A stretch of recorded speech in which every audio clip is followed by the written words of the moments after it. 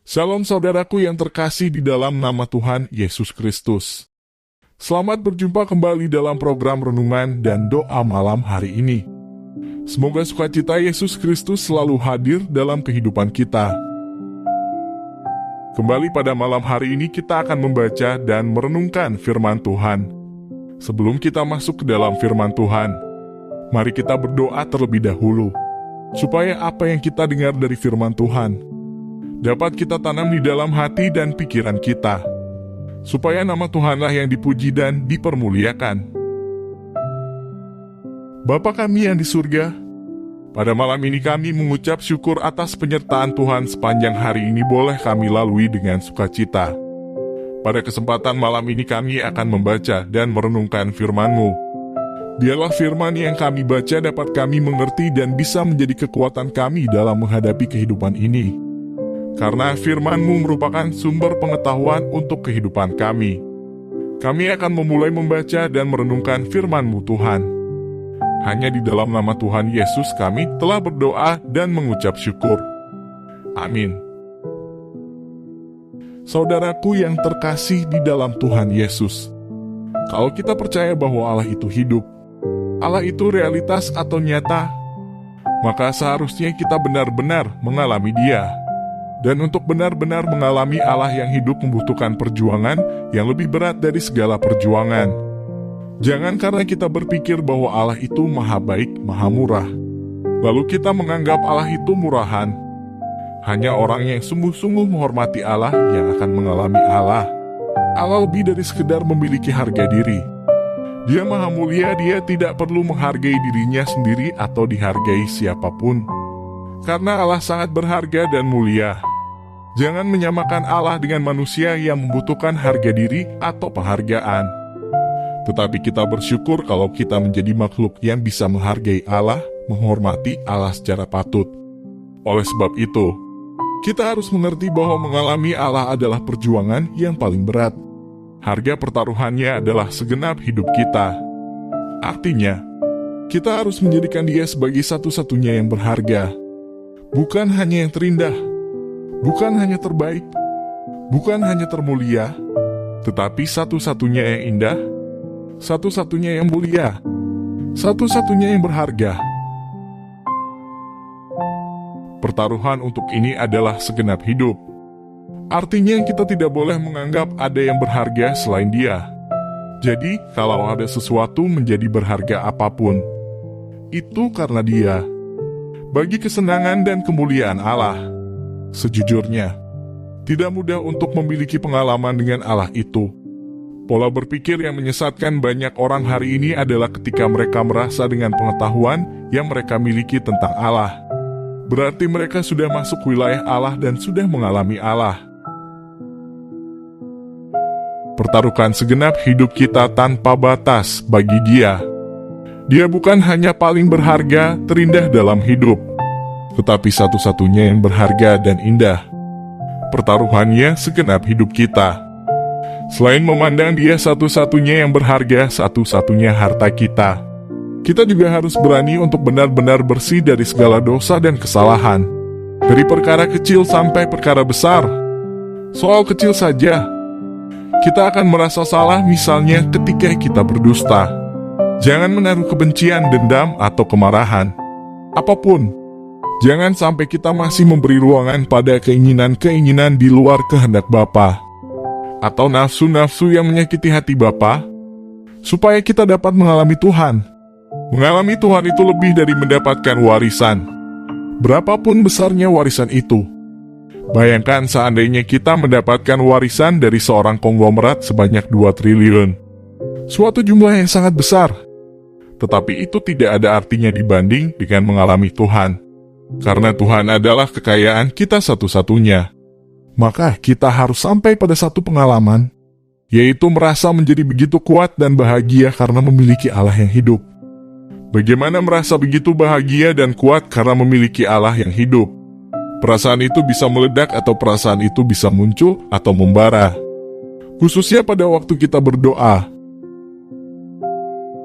Penghayatan kita akan keberadaan Allah yang hidup akan membuat kita merasa bahagia dan kuat sekali menghadapi hari-hari esok. Dan penyembahan kita kepada Tuhan itu bisa meledak di atas. Artinya bukan hanya meledak di dada kita, tetapi kita bawa sampai di hadapan Bapa di surga. Ironisnya banyak orang yang hanya emosi, hanya tenggelam dengan perasaannya, tetapi tidak membawanya ke hadirat Allah. Kalimat-kalimat penyembahan atau syair-syair penyembahan yang biasanya tidak membuat kita hancur hati. Namun jika dengan penghayatan yang benar, dapat membuat kita hancur hati. Bukan sesuatu yang dibuat-buat. Mungkin tangan kita tidak gemetar, tetapi jiwa kita gentar dan gemetar. Pengalaman ini mestinya kita miliki, sehingga pengalaman ini menjadi pengalaman yang permanen. Bukan hanya pada waktu kita berdoa, tetapi juga sepanjang waktu hidup kita. Buah hidup kita akan menunjukkan bahwa kita benar-benar mengalami momentum menghayati keberadaan Allah, sampai dengan perasaan bahagia dan hati yang kuat. Masalahnya, kalau sampai orang tidak bisa menghayati keberadaan Allah, pada waktu di ujung maut, dia tidak mampu menjangkau Allah. Pasti dalam kegentaran yang luar biasa. Sebaliknya, kita yang sudah mengalami Allah, maka ketika sekarat di ujung maut, kita tidak perlu berusaha untuk meyakini keberadaan Allah, karena kita telah menghayati dan mengalami keberadaan Allah, di mana itu sudah menjadi irama yang permanen atau irama yang tetap di dalam hidup kita. Inilah kematian yang bermartabat.